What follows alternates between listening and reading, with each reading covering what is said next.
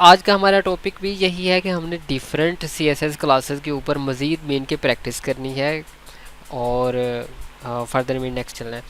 अच्छा, हम HTML से स्टार्ट करते हैं। HTML का टैग लिया, टाइटल दिया माई प्रोजेक्ट, या CSS आप दे दें। CSS मैंने जो है ना वो टाइटल दे दिया, और यहाँ पे चेक कर लेते हैं कि क्या हमारे पास जो पेज रन हो रहा है। जी, अभी चेक करेंगे, बिल्कुल आपको नीट एंड क्लीन पेज दिख रहा है। मीन के अभी इस पर कोई वर्क नहीं किया हुआ। हम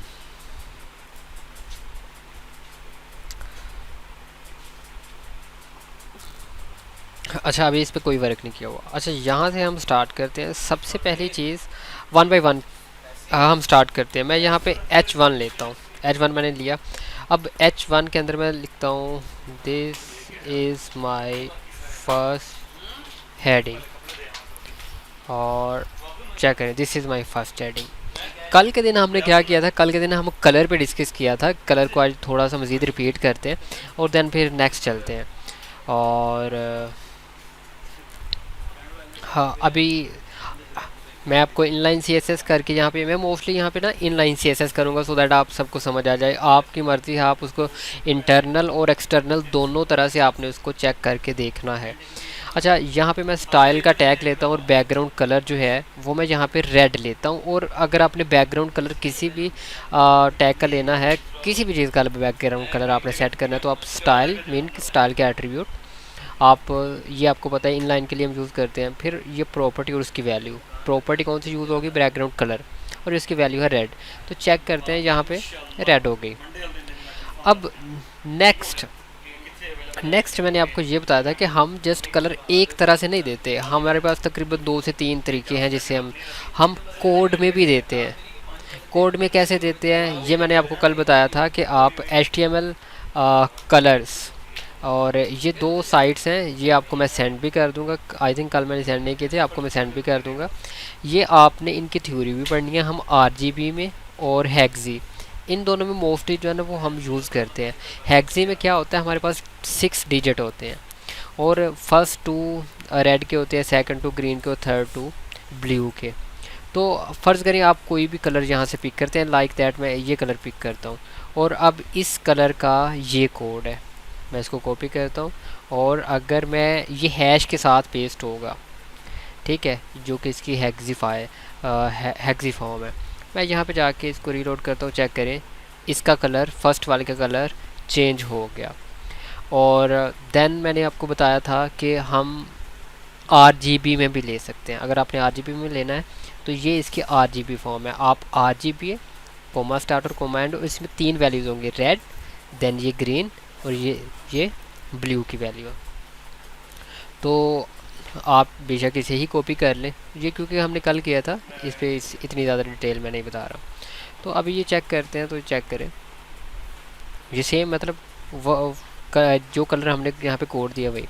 फिर एक और चीज़ मैंने बताई थी कि आप यहाँ पे अल्फ़ा की वैल्यू दे सकते हैं। अल्फ़ा की वैल्यू ट्रांसपेरेंसी के लिए होती है, लाइक दैट मैं यहाँ पे 0.5, आप 1 से 0 के दरमियान दे सकते हैं।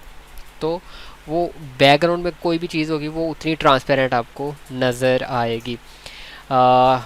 अगर इस चीज़ को नहीं समझ, कलर्स की अगर आपने मज़ीद में डिटेल से देखना है तो वो आप प्रीवियस वीडियो देख लीजिएगा।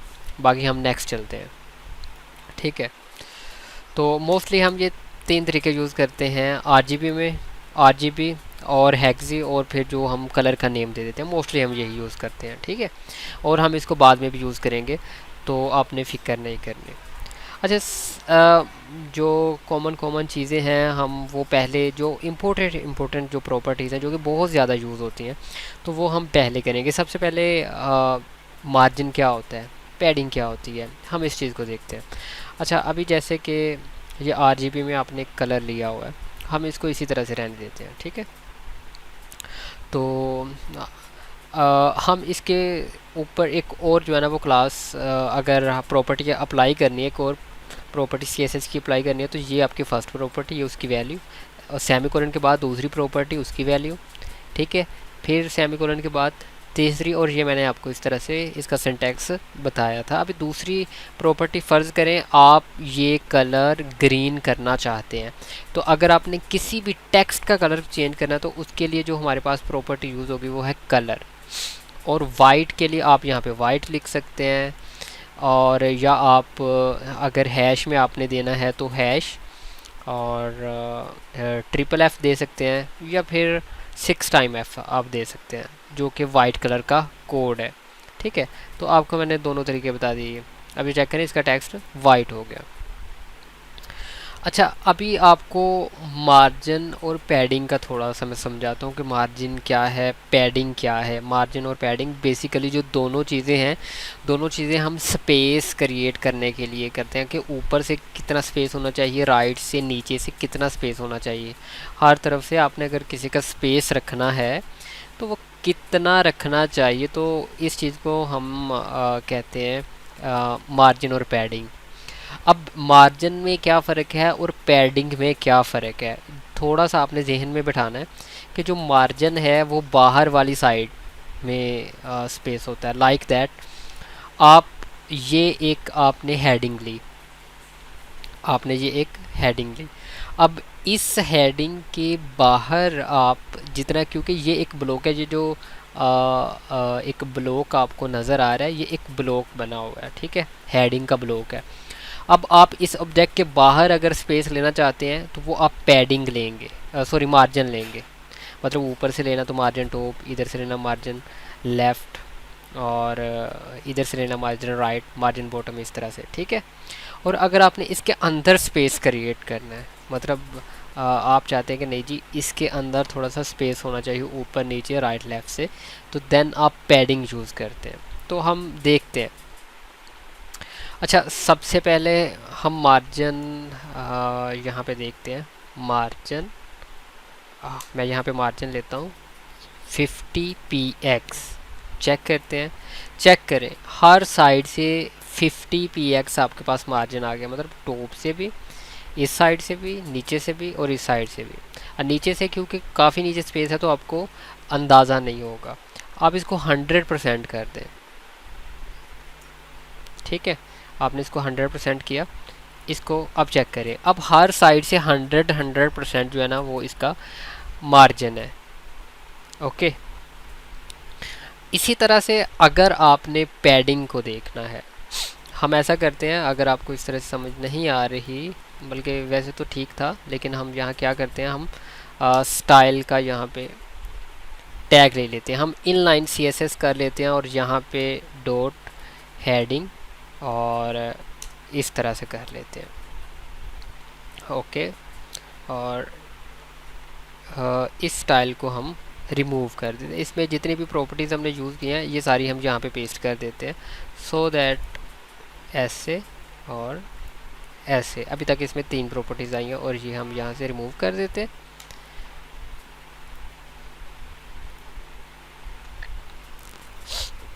यहाँ पे क्लास ले लेते हैं, क्लास, और यहाँ पे हमने जो क्लास ली है हेडिंग की वो इसके अंदर पेस्ट कर देते हैं। तो मतलब अब यहाँ पे आप जो भी प्रॉपर्टीज़ लेंगे वो इसके ऊपर अप्लाई होती जाएगी, तो आपको भी मीन इजीली समझ आता जाएगा। अभी यहाँ पे अगर हम रीलोड करते हैं, चेक करें, ये सेम मतलब इसके ऊपर वर्क कर रही है। अब मैंने अगर पैडिंग लेनी है, ये मैंने मार्जिन लेके दिखाया कि मार्जिन किस लिए होता है कि स्पेस, आप अगर ऑब्जेक्ट की आपने स्पेस लेना है, ऊपर से राइट से लेफ़्ट से नीचे से स्पेस लेना है, तो उसके लिए आप मार्जिन यूज़ करते हैं। अगर आपने पैडिंग लेनी है तो पैडिंग के लिए आप क्या यूज़ करते हैं, पैडिंग के लिए पैडिंग का प्रॉपर्टी यूज़ होता है, और फ़र्ज़ करें 50px में कर देता हूँ, तो पैडिंग से क्या होता है, अंदर वाली साइड पे स्पेस क्रिएट होता है, लाइक दैट।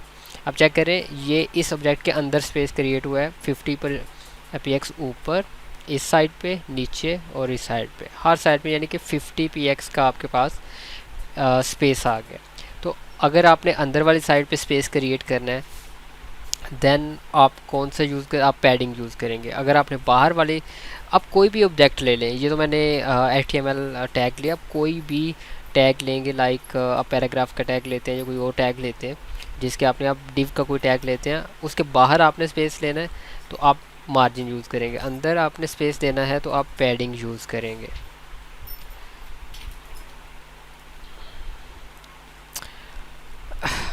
अच्छा, अगर आपने किसी एक अब यहाँ पे जाते हैं, आपको मार्जिन और पैडिंग का थोड़ा सा बताया। अब फ़र्ज़ करें कि मैंने ऊपर से और मार्जिन लेने का कोई एक तरीका नहीं है, मार्जिन लेने के 3 से 4 तरीके हैं।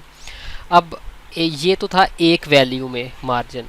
क्या हम दो वैल्यू में मार्जिन ले सकते हैं? जी हम दो वैल्यूज़ में भी ले सकते हैं। मतलब मीन के मैं यहाँ पे 10 px एंड 20 px इस तरह से भी ले सकता हूँ। अब ये टू वैल्यूज़ में मार्जिन का क्या मतलब है? टू वैल्यूज़ में मार्जिन का ये मतलब है, इस जो फर्स्ट वाला 10 px होता है, इसका मतलब टॉप एंड बॉटम, मतलब ऊपर और नीचे से आपने जो मार्जिन लिया वो 10 px है। जो राइट और लेफ़्ट से आपने मार्जिन लिया है वो 20 px है। इसी तरह से पैडिंग का भी आप कर सकते हैं। पैडिंग का फ़र्ज़ करें आप यहाँ पे 20 px एंड 40 px करते हैं। तो अब चेक करें कि यहाँ से ऊपर और नीचे से जितना आपने स्पेस दिया है वो कितना है 20 px, और राइट और लेफ़्ट से जितना आपने स्पेस दिया है वो है 40 px, जो कि साइड से है, इस साइड से भी होगा। ओके, ये दो वैल्यूज़ में था। फिर आप फोर वैल्यूज़ में भी दे सकते हैं। फोर वैल्यूज़ में कैसे? मीन कि आप फ़र्ज़ करें कि यहाँ पे 10 px 20 px फिर से 10 px एंड यहाँ पे 30 px कर लें। मैं इसको रीलोड करता हूँ। अच्छा, ये किस तरह से होगा? सबसे पहला वो जो जो 10 px होगा ये टॉप वाला होगा। ठीक है, आपने मीन के क्लॉकवाइज चलना है। सबसे पहला आपका जो है वो 10 px टॉप का, फिर आपका राइट साइड वाला 20 px, फिर उसके बाद बॉटम का, फिर ये जो थर्ड वाला है, फिर उसके बाद लास्ट वाला लेफ़्ट साइड वाला। इन पहले आप ये जो आपने वैल्यूज़ दी हैं, फोर वैल्यूज़, सबसे पहली वैल्यू टॉप की है, फिर राइट की है, फिर बॉटम की है, और फिर लेफ़्ट की है। ठीक है, तो इस तरह से हम वैल्यूज़ देते हैं। इसी तरह से आप पैडिंग की भी जो है ना वो सेम वैल्यूज़ दे सकते हैं। ठीक है, आप पैडिंग की भी इसी तरह से कि जो सब 10 px टॉप से, और फिर राइट साइड से 20 px, बॉटम साइड से फिर 10 px है, और 30 px इस साइड से। ओके, अच्छा, ये आपको मैंने बताया अगर आपने मार्जिन लेना है एक वैल्यू के साथ, आपने मार्जिन लेना है दो वैल्यूज़ के साथ, आपने मार्जिन लेना है चार वैल्यूज़ के साथ। तो ये मैंने उसका आपको बताया। अच्छा अभी अच्छा अभी अगर मैंने फ़र्ज़ करें कि मैंने जो मार्जिन या मैंने पैडिंग लेनी है वो मैंने किसी एक साइड की लेनी है, मुझे बाकियों की ज़रूरत ही नहीं है, मैं कहता हूँ सिर्फ मैंने टॉप से लेनी है। तो मैं क्या करूँगा, मैं इसको रिमूव करता हूँ और यहाँ पे जस्ट मार्जिन डैश टॉप। तो आप 100 px लेना चाहते हैं तो चेक करेंगे सिर्फ टॉप साइड से मार्जिन है, राइट लेफ्ट और बॉटम से कोई मार्जिन हमने नहीं लिया। इसी तरह से अगर आपने मार्जिन राइट साइड से लेना है तो यहाँ पे मार्जिन राइट, और आप यहाँ पे 50 px राइट कर दें, चेक करें इस साइड से भी मार्जिन आ गया। ओके, तो आपने जिस साइड का मार्जिन लेना है, इसी तरह से मार्जिन टॉप, मार्जिन और लेफ़्ट होता है, मार्जिन बॉटम होता है।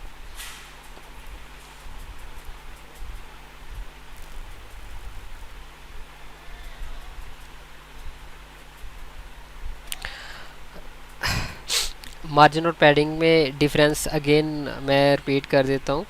मार्जिन होता है जो हम किसी भी ऑब्जेक्ट के, मैं एक कोई और ऑब्जेक्ट ले लेता हूँ, लाइक दैट मैं एक यहाँ पे डिव लेता हूँ, एंड डिव में मैं यहाँ पे लिखता हूँ कि ABC, जस्ट मैं राइट करता हूँ। मैं अभी यहाँ पे ये ABC है, मैं इसके ऊपर यहाँ पे मैं कोई क्लास बना लेता हूँ, जैसे कि मैं डॉट माई डिव एक क्लास बना रहा हूँ।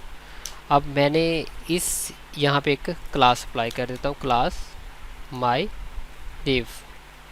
ओके, सबसे पहले मैं इसका बैकग्राउंड कलर जो है ना, वो बैकग्राउंड कलर मैं इसलिए दे रहा हूँ सो दैट हमें समझ भी आए कि यहाँ पे हो क्या रहा है। तो मैं बैकग्राउंड कलर इसका रेड दे देता हूँ, तो चेक करें इसका बैकग्राउंड कलर रेड है। और अभी मार्जिन और पैडिंग का आपको मैं बता देता हूँ कि आप मार्जिन होता है कि इससे बाहर आपने कितना स्पेस लेना, मतलब आपने जी ए बी सी, तो आपने इससे बाहर, ये आपका एक ब्लॉक लेवल एलिमेंट है, तो ये मतलब ये कंप्लीट यहाँ से लेके तो यहाँ तक ये आपका ब्लॉक लेवल एलिमेंट है, तो इससे बाहर आपने कितना स्पेस लेना है। तो इससे बाहर फ़र्ज़ करें कि आप कहते हैं कि जो आपने बाहर वाली साइड पे स्पेस का बताना होता है ना, ऊपर हो गया, राइट हो गया, लेफ़्ट हो गया, नीचे हो गया, वो आप मार्जिन से बताते हैं। मीन कि आप मार्जिन करते हैं, जैसे कि मार्जिन मैं 100 px करता हूँ, तो आप चेक करेंगे कि इस रेड, ये जो रेड कलर की पट्टी है, इसके बाहर ये मार्जिन मतलब हुआ है, ये मार्जिन इस साइड पे अगर मैं आपको इंस्पेक्ट करके बताऊँ, आपको थोड़ा सा और अंदाज़ा हो जाएगा। अच्छा ये चेक करें, अगर आपको नज़र आ रहा हो तो आपको नज़र आ रहा होगा, ये मतलब ये पट्टी है। अब ये जो आपको येलो कलर का यहाँ पे नज़र आ रहा है, येलो कलर का यहाँ पे क्या है, ये मार्जिन है, मतलब टॉप से, राइट से, लेफ़्ट से, नीचे से। ओके, और इसी तरह से आप अगर यहाँ पे पैडिंग लेते हैं, मैं पैडिंग लेता हूँ, पैडिंग अब क्या है, पैडिंग होता है इसके अंदर वाली साइड पे स्पेस बनाना, मतलब आप कहते हैं कि इसके अंदर वाली साइड पे थोड़ा थोड़ा स्पेस होना चाहिए, मतलब ऐसे लग रहा है कि जैसे बिल्कुल ही रेड कलर इसके साथ साथ चिपका, आप कहते हैं नहीं थोड़ा सा मतलब स्पेस बढ़ाना है मैंने इसके अंदर ना, तो आपने इसके अंदर अगर स्पेस बढ़ाना है किसी साइड से, मतलब आप कहते हैं लेफ़्ट साइड से मैंने करना है, ठीक है, तो आप फिर पैडिंग लेफ़्ट जस्ट कर लेंगे। अगर आपने हर साइड से करना है तो फिर जस्ट पैडिंग, और आप जैसे 100 px करते हैं तो हर साइड से मतलब 100 px हो जाएगा, ऊपर से, नीचे से, राइट से, लेफ़्ट से, ठीक है।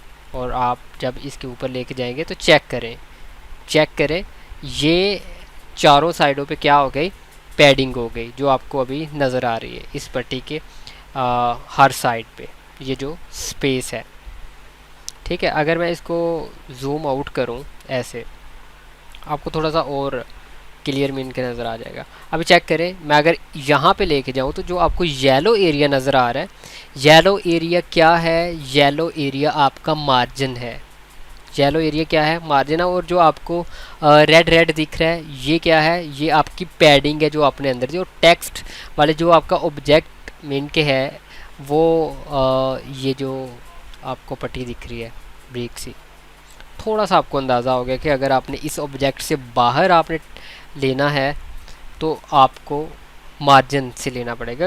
अगर आपने इसके अंदर वाली साइड पे लेना है तो आपको, अब जैसे कि आप कहते हैं कि नहीं जी हर साइड से तो मुझे नहीं चाहिए पैडिंग, मुझे चाहिए जस्ट लेफ़्ट साइड से, तो आप मार्जिन लेफ़्ट लेंगे, मैं 50 px कर देता हूँ।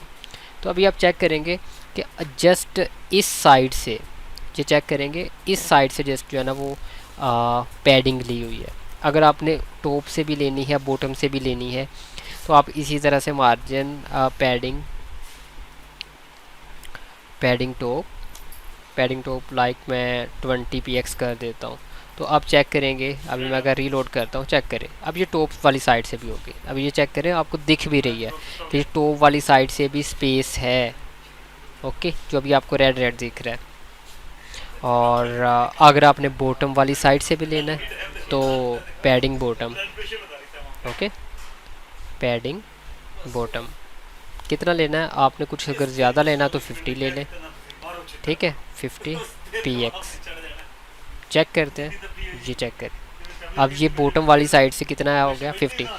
इसी तरह से जो आपने मार्जिन लिया, मार्जिन को भी आप स्पेसिफाई कर सकते हैं अपने किसी एक साइड से अगर लेना है। मैं इसको अगर यहाँ से ख़त्म करता हूँ, इससे नीचे मैं मार्जिन लेना स्टार्ट करता हूँ। मार्जिन मैंने जस्ट लेना है टॉप वाली साइड से, या मैं लेफ़्ट वाली साइड से, चले मैं कहता हूँ मैंने लेना 100 px। तो जस्ट आप चेक करेंगे इस साइड से मार्जिन है, ये चेक करें, जस्ट इस साइड से मार्जिन है, बाकी किसी साइड से कोई मार्जिन नहीं है, कोई स्पेस नहीं है, जो कि आपको येलो दिख रहा है, येलो कलर का मार्जिन आपको दिख रहा है कि जो लेफ़्ट साइड पे, बॉटम साइड पे लेना है, टॉप पे लेना है, राइट पे लेना है, वो भी आप इसी तरीके से ले सकते हैं। मार्जिन से रिलेटेड अगर किसी का कोई सवाल है तो वो सवाल कर सकता है। मार्जिन और पैडिंग, और मैंने ये भी बता दिया आप एक वैल्यू के साथ कैसे ले सकते हैं, ठीक है। ये तो जस्ट मैंने आपको बताया ना, अगर हर साइड का आपने लहदा लेना हो।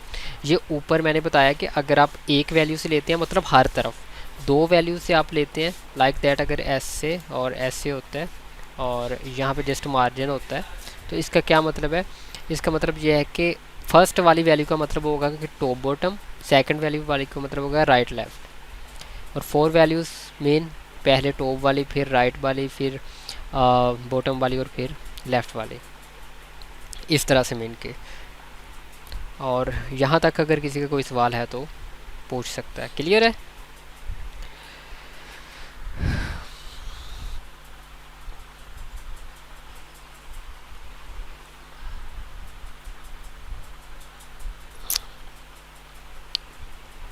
अच्छा, एक तो आपने ये चीज़ देखनी है, और साथ एक और भी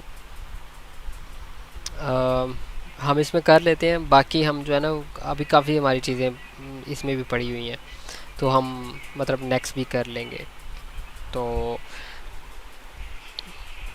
अच्छा, हमारी यहाँ तक अभी हुआ है, अगर आपने किसी की हाइट लेनी है, मतलब ये तो आप ले रहे हैं ना पैडिंग में, यहाँ से ये पैडिंग वगैरह ये सारी चीज़ें मैं रिमूव करता हूँ, और ये मैं पैडिंग लेता हूँ। अब जो चेक करें, अब ये मैं पैडिंग और वो सारी चीज़ें मैंने ख़त्म कर दी, थोड़ा सा बड़ा कर देता हूँ। आप अगर मैं ये मैंने इंस्पेक्ट किया हुआ है, परेशान ना होना कि क्या कर दिए, ये मैंने इंस्पेक्ट किया हुआ था।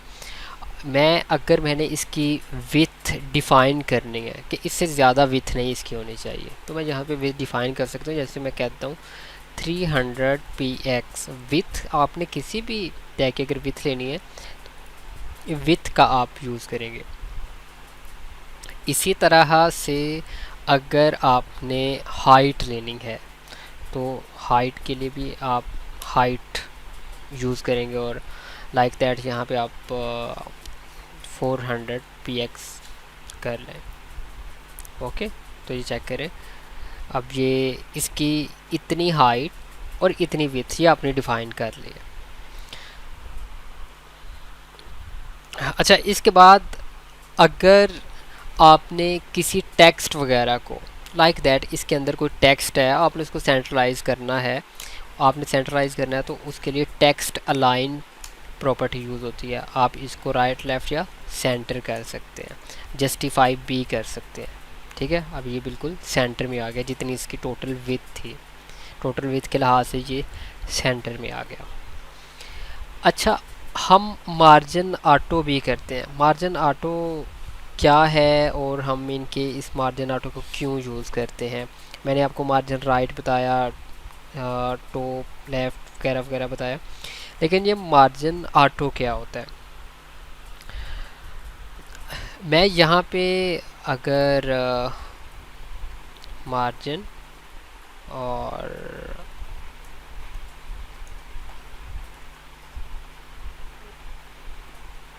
ऑटो लेता हूँ, चेक करते हैं कि इस पर कोई फ़र्क पड़ता है, क्या फ़र्क पड़ा है।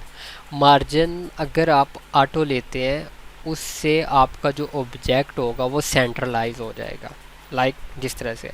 अब ये जो इसके दरमियान टेक्स्ट सेंट्रलाइज हुआ है, ये आपने टेक्स्ट अलाइन से सेंटर किया हुआ है, बट जो आपने दोनों साइडों से अपने ऑब्जेक्ट को सेंट्रलाइज कर दिया है, ये आपने कैसे किया? ये आपने मार्जिन ऑटो किया है। और ये हर जगह पे ये क्लास नहीं चलती, सम टाइम हमें डिफरेंट मेथड है जहाँ पे एक क्लास वर्क ना कर रही हो, और वो मुख्तलिफ जो है ना वो कंडीशंस होती हैं जहाँ पे हमारी कोई क्लास वर्क नहीं कर रही होती। ठीक है, तो वहाँ पे फिर हम दूसरी क्लासेस वगैरह यूज़ करते हैं, और वो आपको मैं बताऊँगा आगे चल के। इसी तरह से अच्छा, ये एक चीज़ आपको मैं ये बता रहा हूँ, बाकी आई थिंक कि हम इस पे कल प्रैक्टिस करेंगे। आपको मैंने अभी ये विथ हाइट मार्जिन वगैरह जो बताया है, ये आपको मैंने px में बताया। आप जस्ट ये px में नहीं दे सकते, आप इंचेस में दे सकते हैं। आप मोस्टली हम जो यहाँ पे यूज़ करते हैं वेबसाइट के अंदर, वो पिक्सल में यूज़ करते हैं या फिर परसेंटेज में यूज़ करते हैं। लाइक मैं यहाँ पे विथ कर देता हूँ 30%। अब विथ 30% का क्या मतलब है कि इस पूरी विथ 100% का ये इसने 30% आपको दे दिया। आप यहाँ पे विथ 100% करते हैं तो ये 100% हो जाएगी, चेक करें। आप यहाँ पे 90% करते हैं तो विथ आपके पास 90% होगी। इसी तरह से हाइट भी आप परसेंटेज में दे सकते हैं, विथ भी परसेंटेज में दे सकते हैं, ये पैडिंग वगैरह ये भी आप परसेंटेज में दे सकते हैं। जहाँ पे हमने अपनी किसी चीज़ को रिस्पॉन्सिव बनाना हो, लाइक दैट, मैं आपको थोड़ा सा बताता हूँ। अभी मैंने यहाँ पे 300 px लिया था। अब मैं 300 की जगह ना मैं यहाँ पे लेता हूँ 600 px। और ये चेक करें, मैं अगर इस स्क्रीन को छोटा करता हूँ, चेक करें, अगर मैं इस स्क्रीन को छोटा करता हूँ तो मैं स्क्रीन को छोटा भी करूँगा तो कोई फ़र्क नहीं पड़ेगा। क्यों क्यों कोई फ़र्क नहीं पड़ेगा? फ़र्क इसलिए नहीं पड़ेगा क्योंकि वो विथ कम नहीं होगी, वो जितनी है उतनी ही रहेगी, 600 px। अब अगर मैंने कोई ऑब्जेक्ट, फ़र्ज़ करें कि ये मेरी टैबलेट स्क्रीन है, या मैं इसे और थोड़ा सा छोटा करता हूँ, अब ये मेरी मोबाइल स्क्रीन हो गई। अगर ये मेरी मोबाइल स्क्रीन है तो क्या मैंने तो ऊपर से नीचे को स्क्रॉल करना ना, तो क्या अगर कोई चीज़ दूसरी साइड पे है तो मुझे दूसरी साइड पे इस तरह से जाके देखना पड़ेगा। तो हम जहाँ पे हमें कुछ विथ रिस्पॉन्सिव रखना पड़ती है, वहाँ पे हम क्या करते हैं, हम परसेंटेज में देते हैं, लाइक दैट। अभी चेक करें, अभी आप स्क्रीन जितनी बड़ी भी करते जाएंगे वो पूरी स्क्रीन का 90% ही आपको शो करेगा। ये चेक करें, ठीक है। तो पिक्सल की जगह पे आप परसेंटेज भी दे सकते हैं। अच्छा, कल का जो हमारा टॉपिक है, हम इमेज वगैरह पे डिस्कस करेंगे, और भी काफ़ी चीज़ें हैं। आज चलें और एक दो प्रॉपर्टी आपको टैक्स से रिलेटेड आपको मैं बता देता हूँ। आपने अगर इसका फ़ॉन्ट साइज़ चेंज करना है, फ़र्ज़ करें आपको ये फ़ॉन्ट साइज़ अच्छा नहीं लग रहा, आपने फ़ॉन्ट साइज़ चेंज करना है, फ़ॉन्ट साइज़ जैसे कि 72 px, इसका फ़ॉन्ट साइज़ चेंज हो जाएगा, बड़ा हो गया। आपने इसको बोल्ड करना है तो उसके लिए फ़ॉन्ट वेट यूज़ होता है, फ़ॉन्ट वेट। और यहाँ पे आप बोल्ड यूज़ कर सकते हैं, बोल्डर यूज़ कर सकते हैं, या फिर आप न्यूमेरिक में जो है ना वो दे सकते हैं। लाइक मैं यहाँ पे 800 देता हूँ न्यूमेरिक में वैल्यू, तो ये चेक करें, ये बोल्ड हो गया, ठीक है। आप बोल्ड भी दे सकते हैं, या फिर आप खुद से मतलब डिफ़ाइन कर सकते हैं आपने इसको कितना बोल्ड रखना है। तो आप जितना इसको बोल्ड रखना चाहते हैं वो आप रख सकते हैं।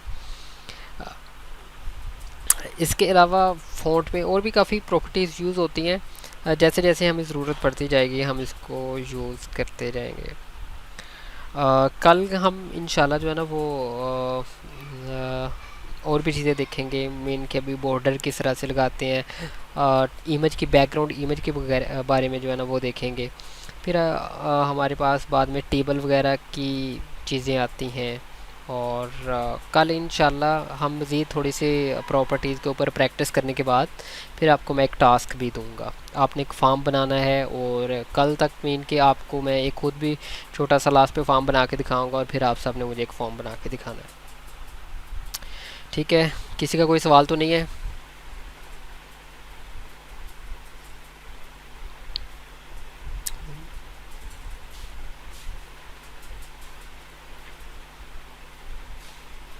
नहीं, फाइनल टर्म के आपका जो वाइवा वो तो आपका फाइनल टर्म के बाद होगा, उसकी आप टेंशन ना लें, आपका फाइनल टर्म के बाद होगा वाइवा।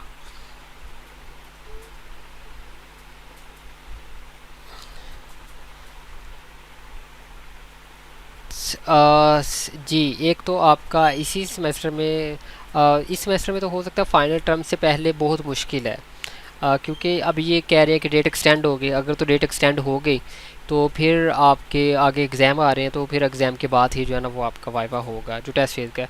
और जो फिर फाइनल डिलीवरेबल का है तो वो फिर जो आपका नेक्स्ट सेमेस्टर होगा उसके एंड पे होगा।